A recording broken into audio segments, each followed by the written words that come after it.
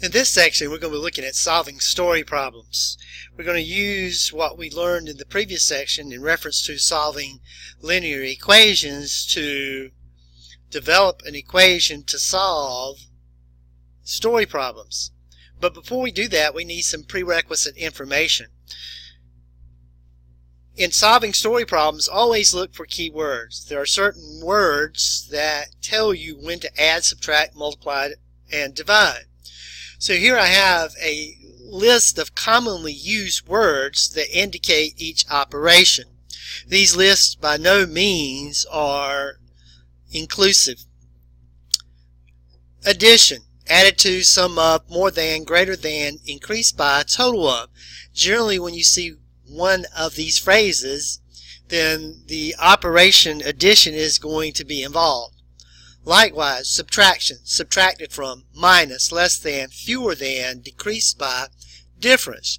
Generally, when you see one of these terms or phrases, we're going to use subtraction somewhere in that mathematical equation. Multiplication, multiplied by, product of, times twice, which means multiplied by 2, of, all indicate that somewhere in the problem we're going to use operation multiplication. Phrases that mean to divide, divided by a quotient of, ratio, per. Also, terms that mean equal, of course, equal to, results in. Now, what we're going to do in this particular section is translate verbal information into a mathematical equation. These are not story problems in the sense that they involve stories or other pertinent type information. Here, all we're doing is practicing translating verbal information into a mathematical equation. So what we're going to do is look for our key phrases and identify those key phrases and translate those into mathematical operations. So the first thing that we see here is times, which means to multiply. Increase by means to add. Results means equal. 14 times, of course, means to multiply. Less 8 means to subtract. So what we're going to do there is translate this information, this verbal information, into a mathematical equation. So 11 times the number would be 11 times n, and I'm using n to indicate the number. You need to get away from using x and y. X and y are so overrated. 11 times the number increased by 10, that would be plus 10. Results in, which means is equal to, 14 times that number, so that's 14 times n, which is the number, less 8, so that's subtract 8. So this is the mathematical equation that is given in this verbal sentence. 11 times a number, 11n, increased by 10, plus 10, results in, or equals to, 14 times the number, less 8.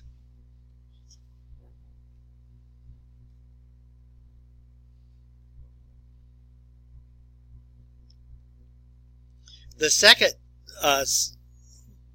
sentence indicates that 3 times a number subtracted from 39 is equal to negative 27. You need to be careful here. Most students write this incorrectly. Most students write 3 times the number, or 3n minus 39 is equal to negative 27. That's not correct. 3 times the number is what's being subtracted from 39. So the correct interpretation of this would be 39 minus 3 times the number, which is 3n, is equal to negative 27. Again, 3 times the number is what's being subtracted, and it's being subtracted from 39. So the correct interpretation for that would be 39 minus 3n is equal to negative 27. Now we're actually going to solve some story problems. And what I've developed here is a 7-point method for attacking story problems. Most students have difficulty in solving story problems because they like to read the problem and go directly to step 5, which is translating the relationship into a mathematical equation. If you're a proficient story problem solver, you can probably do this. However, if you're finding solving story problems difficult, then you need to develop the problem by using the first 4 steps. So we're going to attack this particular story problem here, and we're going to use the 7 steps that I've got outlined for you here at the left. The first thing we're going to do is create an unknown box. And plain simple English, we're going to write or state what it is that we're looking for. No variables, no numbers in the unknown box. Simply state in plain simple English what it is you're trying to find. Then we're going to choose a variable to represent one of the unknowns. And you may say, well, this is a trivial step. Everyone knows that you have to do that. Well, not necessarily. And if there is more than one unknown, then this is not a trivial step. You should choose in step 2, if there is more than one unknown, the easiest of the unknowns to represent. So choose a variable to represent the easiest of the unknowns to represent. In step 3, if there are any other unknowns, we don't want to introduce a new variable. We want to rewrite any other unknown in terms of the variable that we chose in step 2. And then we're going to draw a picture or make a chart or write a relationship in words that demonstrates or connects the information in the story problem. Then we're going to translate that relationship into a mathematical equation. Then we're going to solve that equation. And then we're going to check the solution to see if it makes sense. So here we have a problem. It says the perimeter of a rectangle is 70 meters. Its length is 5 more than twice its width. Its length is 5 more than twice its width. Find the dimensions of the rectangle. So we're going to begin in step 1 here by creating an unknown box. And in that unknown box, we're going to write in plain, simple English what it is that we're looking for. In this case, it says find the dimensions of the rectangle. So what we're looking for is its width and its length. So these are the 2 unknowns in this particular problem that we are trying to find. So step 2, I have to choose a variable to represent one of these 2 unknowns, either the width or the length. Now this is not a trivial choice because one is much easier to represent than the other. So what I need to do is choose the easiest of the 2 unknowns to represent. So its length is 5 more than twice its width. So there's something funky going on with the length. So the length is going to be more difficult to represent than the width. So what I'm going to do in step 2 is choose a variable to represent the width. So I'm going to say let W equal the width, because it's the easiest of the 2 unknowns to represent. However, in step 3, I'm not going to choose another variable, a different variable to represent the length, because I haven't at this point shown you how to solve an equation that involves 2 different variables. So somehow I've got to represent the length in terms of the width. So the length, according to the information that's given in the problem here, is equal to 5 more than. 5 more than means to add twice the width. Twice means to multiply by 2. So the length is 5 plus twice the width. So again, step 1, create an unknown box, and in plain simple English state what it is that you're trying to find. No variables, no numbers in the unknown box. Step 2, if there's more than one unknown, choose a variable to represent the easiest of the unknowns. Step 3, there is more than one unknown, then you have to rewrite any other unknown in terms of the variable that you chose for step 2. So step 4, what I'm going to do is draw a picture of a rectangle here, and the length is 5 more than twice the width. This is the width. Opposite sides of a rectangle are congruent, so these would represent the measures of the remaining sides. Now, step 5, I got to translate this information into a mathematical equation. Well, I know that the perimeter of this rectangle is equal to 70 meters. The perimeter is equal to the lengths of the sum of all the sides. So that means that 5 plus 2w plus w plus 5 plus 2w plus w is equal to 70. The perimeter is equal to the sum of the lengths of all the sides. So I have two sides that have length 5 plus 2w and two sides that have length of w. So what I've done is translate the information from step 4 into a mathematical equation. And step 6 is I'm going to solve that mathematical equation. So I'm going to collect my light creatures here. So 2w plus w is 3w plus 2w again is 5w plus w is 6w. So that's 6w plus 5 and 5 is 10 is equal to 70. So this is the equation that I must solve. So if I subtract 10 for both sides, I have 6w is equal to 60. Dividing both sides by 6, I get w is equal to 10 meters. Now, at this point, you're only half through with the problem because it says find the dimensions. That's both the length and the width. But I've got everything so well defined. W is equal to 10 meters. The length is equal to 5 plus 2w. So I come back to step 2 and simply substitute 10 in for w. So that's 5 plus 20, which is 25. So the length is equal to 25.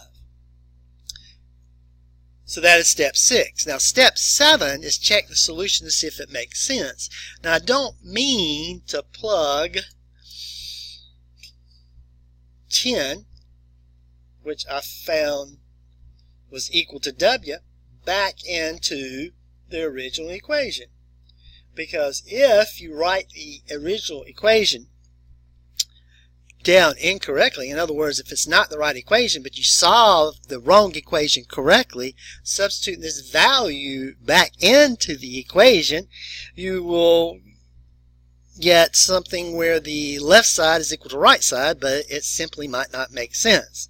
Again, if you derive the wrong equation, but you solve the wrong equation correctly, substituting back in is going to yield something where the left side is equal to the right side.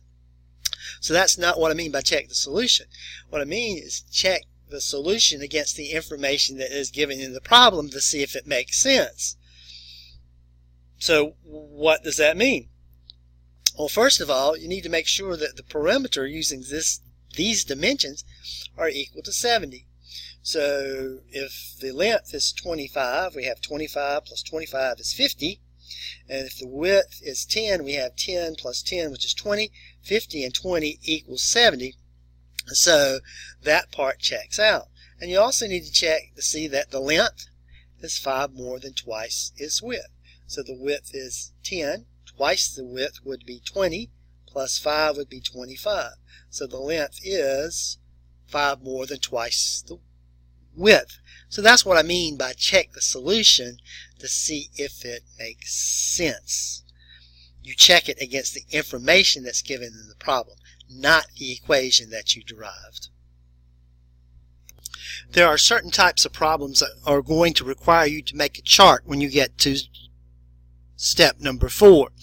One of those type of problems are called motion problems. In a motion problem, you're always going to use the formula: the distance is equal to the rate times the time. So you're going to have to make a chart, and in that chart you're going to have a column for each one of the characters in your formula, and the formula again is distance is equal to the rate times the time. So you'll have a column for R, a column for T, and a column for D. So let's look at the following problem. It says two planes leave the same airport at the same time and travel in opposite directions. The speed of the faster plane is 100 miles per hour greater than, and that's like more than, so that indicates addition, than the speed of the slower plane. At the end of 5 hours, the planes are 2,000 miles apart. So basically you have an airport, and you have two planes take off in opposite directions, and they both travel for 5 hours. However, the speed of one is 100 miles an hour greater than the other, and in 5 hours they're a total of, or distance of, 2,000 miles apart. So what we're going to do again is use our 7-point method of solving story problems. So we're going to begin with an unknown box, and in the unknown box we're going to write exactly what it is that we're trying to find, and it says find the rate or the speed of each plane. So what I need to find is the speed of the fast plane and the speed of the slow plane. So I have two unknown quantities, and that's the speed of the fast plane and the speed of the slow plane. So in step 2, I'm going to choose a variable to represent one of those unknowns. And again, in this particular step, you're going to choose a variable to represent the easiest of the two unknowns in the particular problem. So it says the speed of the faster plane is 100 miles per hour greater than the speed of the slower plane. So again, something funky is going on with the speed of the faster plane. So it's easier to represent, in this particular case, the speed of the slower plane. So I'm going to say let S equal the speed of the slower plane. Again, get away from using X and Y if you can. So when I solve this particular equation, once I write it for the unknown, I know that S stands for slower plane, in particular the speed of the slower plane. Now, I cannot introduce a new variable at this particular point for the speed of the faster plane. So what I'm going to have to do is rewrite the speed of the faster plane in terms of the variable S that I chose in step 2. So I need to somehow represent the speed of the faster plane. So the speed of the faster plane is going to be equal to, well, it's 100 miles greater than, or more than, which means add, than the speed of the slower plane. And the speed of the slower plane is S. So the speed of the faster plane would be equal to 100 plus S. Now at this particular point in time, again, for motion problems, and later on we'll look at two other type problems, simple interest problems, and also mixture problems, we're going to need to create a chart. And in that chart, I am going to have each one of these characters in this formula represented. So I'll need a column that represents the rate. I'll also need a column that represents the time and the distance. So here's how I construct the chart. Again, distance is equal to rate times the time. I need a column to represent the rate, a column to represent the time, and a column to represent the distance. I usually save the distance to last because the distance is equal to the product of the rate and time, or the product of these two columns. So now I'm going to fill in this chart. This is step 4, make a chart. And for motion problems, simple interest problems, and mixture problems, you will make a chart.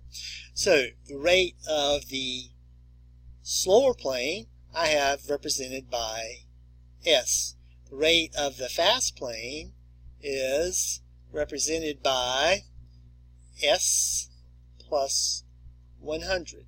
The time for each of the planes is 5 hours. So the distance traveled by the slower plane, distance is equal to the rate times the time. So the slower plane travels at a rate of S miles per hour for 5 hours. So the distance it travels in that length of time is 5s.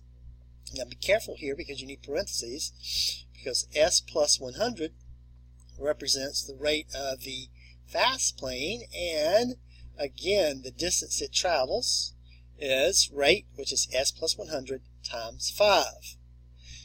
So for a motion problem, simple interest problem, or a mixture problem, you're going to make a chart. And if it's a motion problem, all the charts will look very similar. You'll need a column for rate, a column for time, and a column for distance.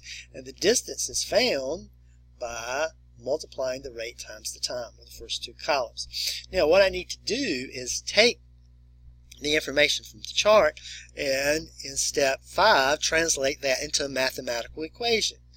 Well, I know that the distance that the slow plane traveled is 5s, and the distance that the faster plane traveled is 5 times the quantity, S plus 100. And the sum of those two distances is equal to 2,000. So this is the distance that the slow plane traveled. This is the distance that the fast plane traveled. And the sum of those two distances is equal to the total distance they are apart at the end of 5 hours, which is 2,000 miles.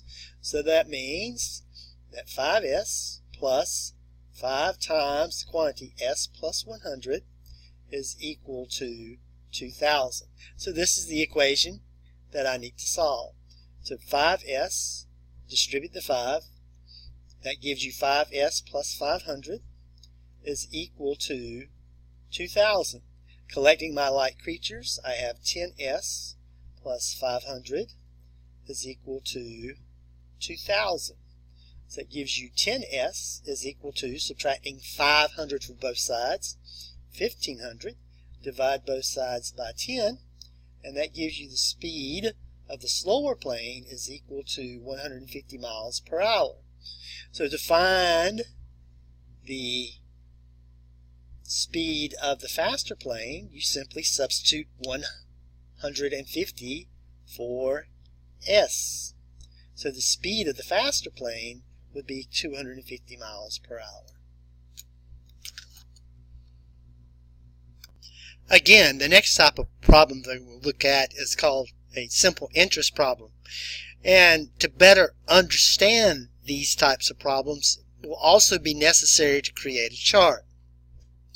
We also use a formula to determine the amount of interest, simple interest, that we earn, and that formula is interest, I, is equal to P, which is principal, which is the amount of money invested, times the rate, R, and you have to express the rate as a decimal, times the time, and the time has to be expressed in years. So simple interest, I, is equal to the principal times the rate times the time. So let's look at a simple interest problem. Sarah invests $120,000. She invests part of the money for 6 months at 2% interest, and the remainder of the money for 1 year at 3% interest. The two investments yield a total of $2,000 in interest. So what we want to know is how much money was invested at each rate. How much of that $120,000 was invested at 2% for 6 months, and how much of that money was invested for 1 year at 3%. So again, we're going to attack this the same way that we did all the other problems. We'll start by creating an unknown box. In that unknown box, I'm simply going to write what it is that I'm trying to find. So really what I'm trying to find is the amount of money invested at 2% for 6 months, and the amount of money invested at 3% for 1 year. So those are the two quantities, those are the two unknowns. So what I have to do is choose an unknown, choose a variable to represent one of these unknowns. Now generally what I do is I choose a variable to represent the easiest of the two unknowns. Well, in this case, one is no more easy than the other. So I'm just going to say let M equal the amount of money invested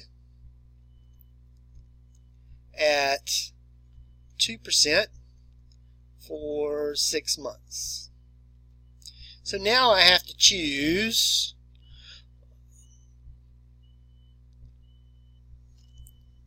or represent the amount of money that was invested at 3%. Now you need to be careful here. You do not introduce a new variable to represent the amount of money that was invested at 3%. If she invested M dollars of the 120,000 total at 2%, then she would invest the remainder at 3%. So the remainder of the money invested, or the money invested at 3%, would be what she has left over out of the 120,000 after she invested M dollars at 2%. So the amount of money invested at 3% would be equal to $120,000. That's the total, less the amount that she invested at 2%. Again, the amount of money, which is the remainder of the pot of money out of the $120,000 that she has to invest, at 3% would be $120,000 less what she invested at 2%. So that's $120,000 minus M.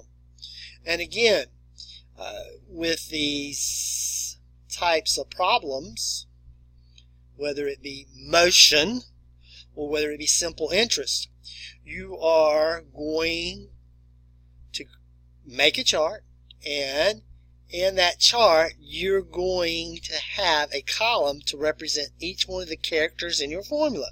So you're going to have a column to represent the principal, you're going to have a column to represent the rate, you're going to have a column to represent the time, and again I save the interest to last because in order to determine the interest, you have to multiply the first three columns.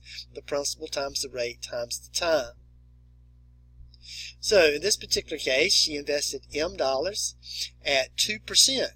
Well, you have to express the 2% as a decimal. So you drop the percent and move the decimal 2 places to the left. So 2% written as a decimal is 0.02.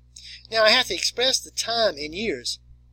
So I cannot write 6 here, because if I do, then the 6 would represent 6 years. She didn't invest the money at 2% for 6 years, but for 6 months. So 6 months is half a year, or 0.5. Again, 6 months in terms of year is half a year. 1/2 is equal to 0.5 as a decimal.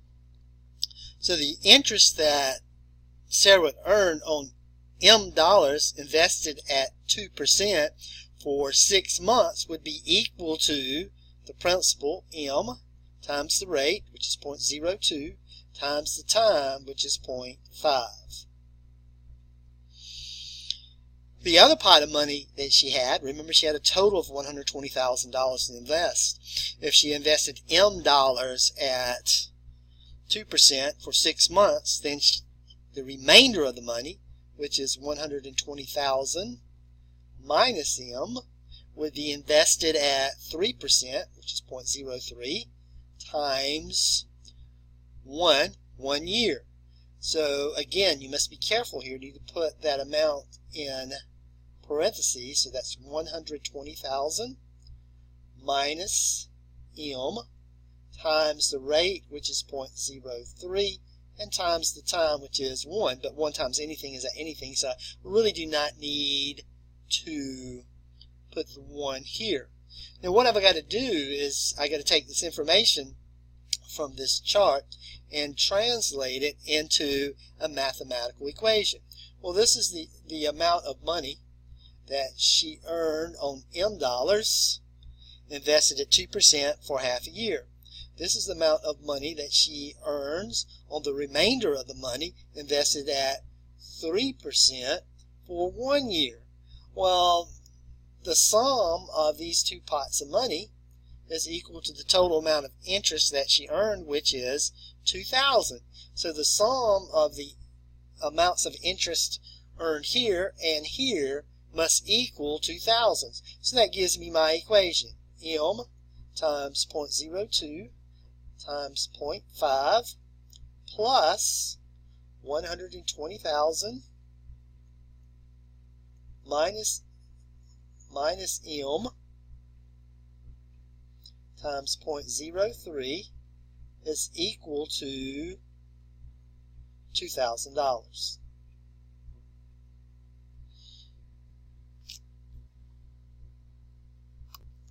So this is the equation that we must solve. So what I'm going to do is just go ahead and simply multiply here. M times 0.02 times 0.5 is equal to 0.01 M. And I've got to distribute the 0.03. I'm going to multiply everybody inside parentheses here by 0.03. So 120,000 times 0.03 would be equal to 3,600 minus 0.03 M is equal to $2,000. Collecting my like creatures, I have minus 0.02 M plus 3,600 is equal to $2,000. Subtracting 3,600 from both sides, it gives me minus 0.20 M is equal to negative 1,600. Then divide both sides by 0.02.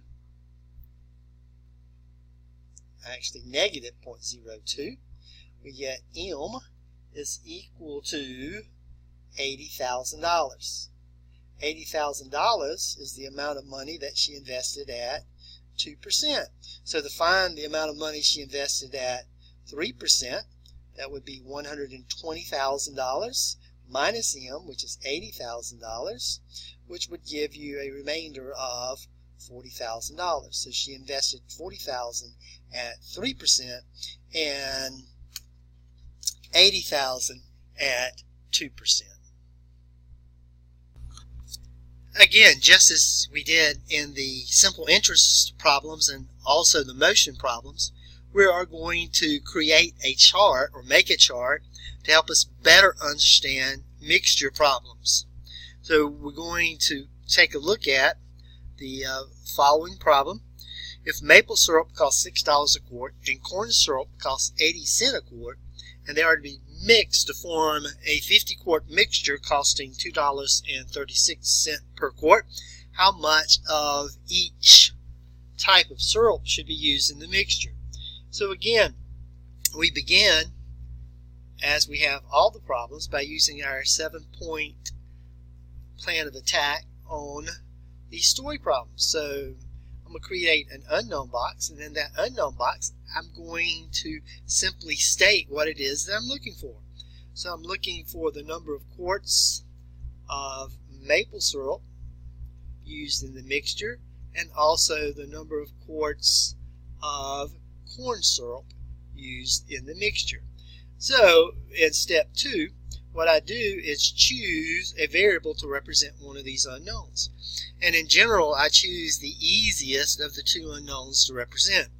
However, one is no easier than the other to represent in this particular case. So I'm going to say let M equal the number of quarts of maple syrup. But I have two unknowns. So in step 3, I have to represent the other unknown, which is corn syrup, the number of quarts of corn syrup, in terms of the variable that I chose in step 2. So somehow I have to represent the number of quarts of corn syrup in terms of M. Now, there are a total of 50 quarts in the entire mixture. So if I use M quarts of maple syrup, then the remaining quarts of that 50 quart mixture would be corn syrup. So the number of quarts of corn syrup is the total, which is 50, minus the number of quarts of maple syrup that I use. Again, the total mixture, as far as the number of quarts is concerned, is 50.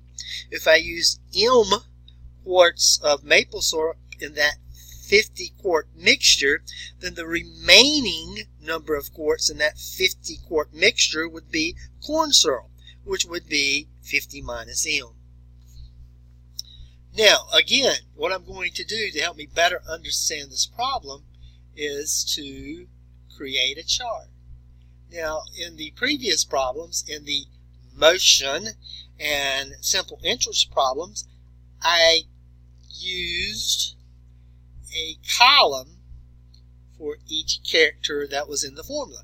Well, here there's no set formula for solving mixture problems. So what you have to do is create a row for each of the components and also a row for the mixture itself.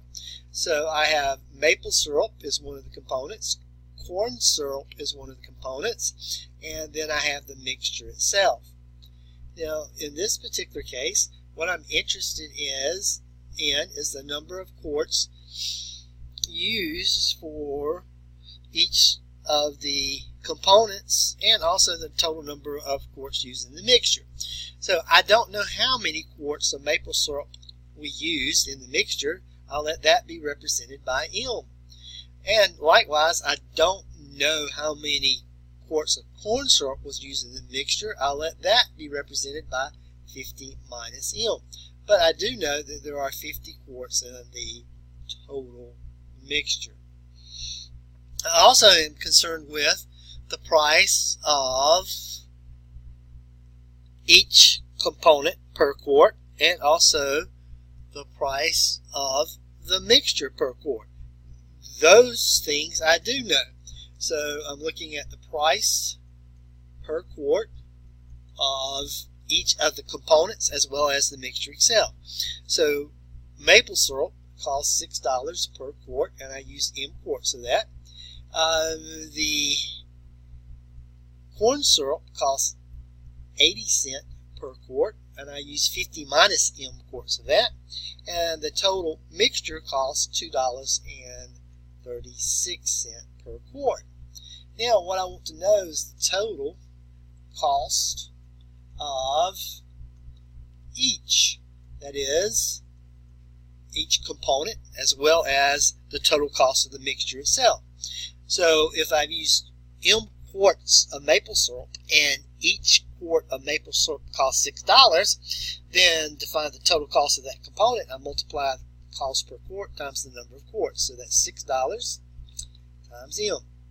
Likewise, corn syrup costs 80 cents per quart, and I use 50 minus M quarts of corn syrup. So that's parentheses 50 minus M times 0.80. And it says in the problem that the total mixture consists of 50 quarts costing $2.36 per quart. So that's 50 times $2.36 will give me the total cost of the mixture. So this is the cost, the total cost of the maple syrup. This is the total cost of the corn syrup. And this is the total cost of the mixture. So somehow I've got to translate the relationship given in that particular chart into a mathematical equation. Well, if I take the cost of the total cost of the maple syrup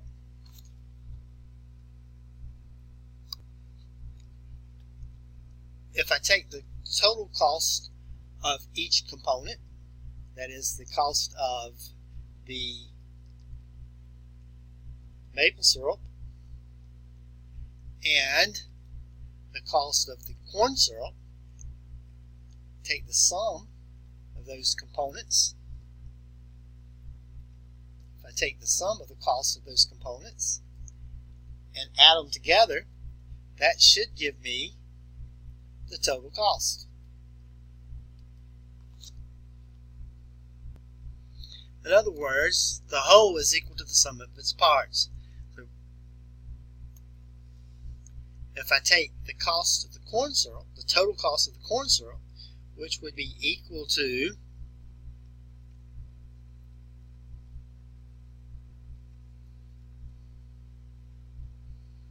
$6 times the number of quarts, which is M.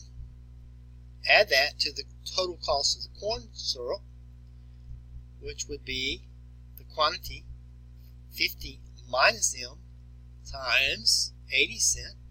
That should give me, or should be equal to, the total cost of the mixture, which is 50 quarts times $2.36, because the total cost of the mixture is $2.36 per quart, and there are 50 quarts. So that gives me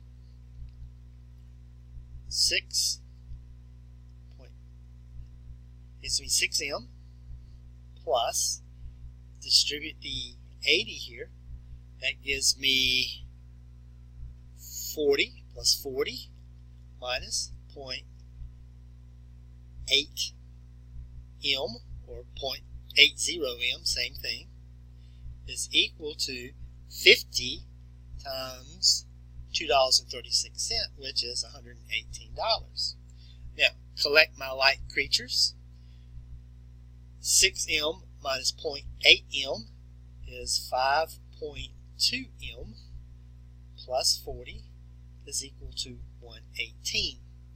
Subtracting 40 from both sides, that gives me 5.2 M is equal to 78.